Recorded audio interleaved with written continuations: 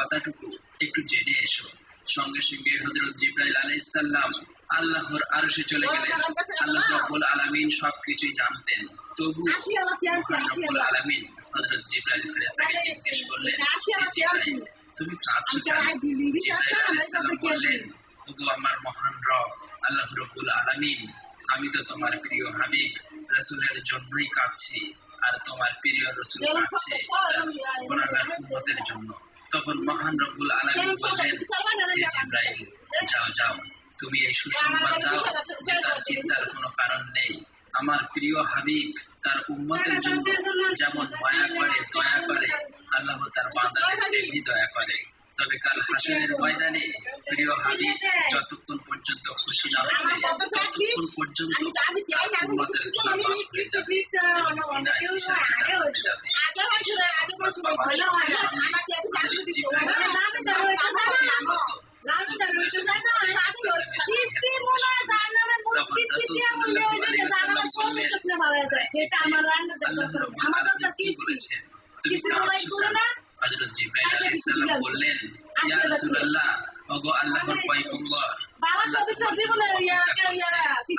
সুসংবাদ দিয়েছেন, আর আমি কাঁদছি এই কারণে যে আজকের পর থেকে আমি আর কখনোই ওহী নিয়ে আসতে পারবো না। এই পৃথিবীতে অনেক নবী রাসূলের কাছে ওহী নিয়ে এসেছি, কিন্তু আপনার কাছে তো সবচেয়ে বেশি বার এসেছি। আমার আজ বড় কষ্ট হচ্ছে। তখন রাসূল সাল্লাল্লাহু আলাইহি ওয়াসাল্লাম ফেরেশতাকে সান্ত্বনা দিলেন। অতঃপর মুহাম্মদ সাল্লাল্লাহু আলাইহি ওয়াসাল্লাম হযরত আজরাইল আলাইহিস সালামকে অনুমতি দিলেন। তখন আজরাইল ফেরেশতা প্রথমে তার হাত রাসূল সাল্লাল্লাহু আলাইহি ওয়াসাল্লামের সিনা মোবারকে রাখলেন। তখন রাসূল সাল্লাল্লাহু আলাইহি ওয়াসাল্লাম বললেন, ভাই আজরাইল, জান কবজের যত কষ্ট আমাকে দাও, কিন্তু আমার উম্মতকে দিও না। তখন আজরাইল ফেরেশতা বললেন, ইয়া রাসূলুল্লাহ, আপনাকে চিন্তা করতে হবে না। আপনার উম্মতের মধ্যে যে খাঁটি ঈমানদার উম্মত হবে তার এমন ভাবে জান কবজ করা হবে যেন একটি শিশু মায়ের কোলে দুধ পান করতে করতে ঘুমিয়ে যায়, ঠিক তেমন মনে হবে। এই কথা শুনে রাসূল সাল্লাল্লাহু আলাইহি ওয়াসাল্লাম নিশ্চিত হলেন। এরপর আস্তে আস্তে খুবই ইজ্জতের সাথে এই কাজ শেষ করে রাসূল সাল্লাল্লাহু আলাইহি ওয়াসাল্লামের রূহ মুবারক আল্লাহর আরশে নিয়ে চলে গেল। হযরত ফাতিমা রাদিয়াল্লাহু তাআলা আনহা, আম্মাজান আয়েশা রাদিয়াল্লাহু তাআলা আনহা যেন নীরব নিস্তব্ধ বা ক্রুদ্ধ হয়ে গেল। অতঃপর পৃথিবী স্তব্ধ হয়ে গেল, মদিনার বাতাস স্থির হয়ে গেল, পৃথিবী যেন কিছু মুহূর্তের জন্য থমকে গেল, সমগ্র প্রাণীকুল কাঁপতে লাগলো। এই সংবাদ খুবই দ্রুত সমগ্র মদিনায় ছড়িয়ে পড়ল। এই সংবাদে প্রত্যেক মুসলমানের কলিজা যেন ভেঙে চূর্ণ বিচূর্ণ হয়ে গেল, তাদের হৃদয় যেন ছিঁড়ে ছিন্ন ভিন্ন হয়ে গেল। সমস্ত মুসলমানের পায়ের নিচে মাটি যেন সরে গেল। দয়ার নবী হযরত মুহাম্মদ সাল্লাল্লাহু আলাইহি ওয়াসাল্লামের ভক্তবিন্দু, আজীবনের সঙ্গী এবং সহচরগণ, যারা তাকে নিজের প্রাণের চেয়েও বেশি ভালোবাসতেন, তারা দয়ার নবী হযরত মুহাম্মদ সাল্লাল্লাহু আলাইহি ওয়াসাল্লামের এই সংবাদে অনেকেই বাকরুদ্ধ হয়ে গেল। আবার কেউ বা কচি শিশুর মতো হাউমাউ করে কাঁদতে শুরু করলেন।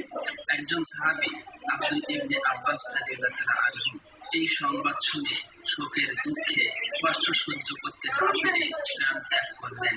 এদিকে হযরত বেলাল রাদিয়াল্লাহু তাআলা আনহু মসজিদে এক কোণে পাথরে কাঁদতে কাঁদতে বলতে লাগলো, আমি কিভাবে আজান দেব, আমার জিহ্বা কিভাবে উচ্চারণ করবে সেই নাম যিনি আজ আমাদের মাঝে নেই।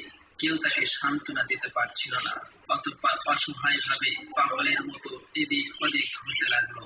যার সঙ্গে দেখা হচ্ছে তাকে জিজ্ঞাসা করতে লাগলো, তোমরা কি আমার দয়ার নবীকে দেখেছো? কিন্তু কেউ তাকে কিছুই বলল না, কেননা সবারই তো এই একই অবস্থা। কে তাকে সান্ত্বনা দেবে? এদিকে এই খবর হযরত উমর রাদিয়াল্লাহু তাআলা আনহুর কানে পৌঁছালো। হযরত উমর রাদিয়াল্লাহু তাআলা আনহুর মতো জ্ঞানী বিচক্ষণ সাহাবী পাথরে কাঁদতে কাঁদতে তলোয়ার উঠিয়ে বললেন, আমার দয়ার নবী কখনোই ইন্তেকাল করতে পারে না। যে বলবে আমাদের প্রিয় নবী রাসূল সাল্লাল্লাহু আলাইহি ওয়াসাল্লাম মারা গেছে, তাকে তলোয়ার দিয়ে দ্বিখণ্ডিত করে দেব। তিনি আমাদের ছেড়ে যাননি, তিনি আমাদের মাঝেই আছেন। সেই সময় হযরত আবু বকর রাদিয়াল্লাহু তাআলা আনহু সেখানে এসে বললেন, হে মদিনার মানুষ, তোমরা জেনে রাখো, শুধুমাত্র আল্লাহ চিরঞ্জীব, তিনি কখনোই মারা যান না, তিনি মহান, তিনি সর্বশ্রেষ্ঠ। এই পৃথিবীতে নবী রাসূল এসেছে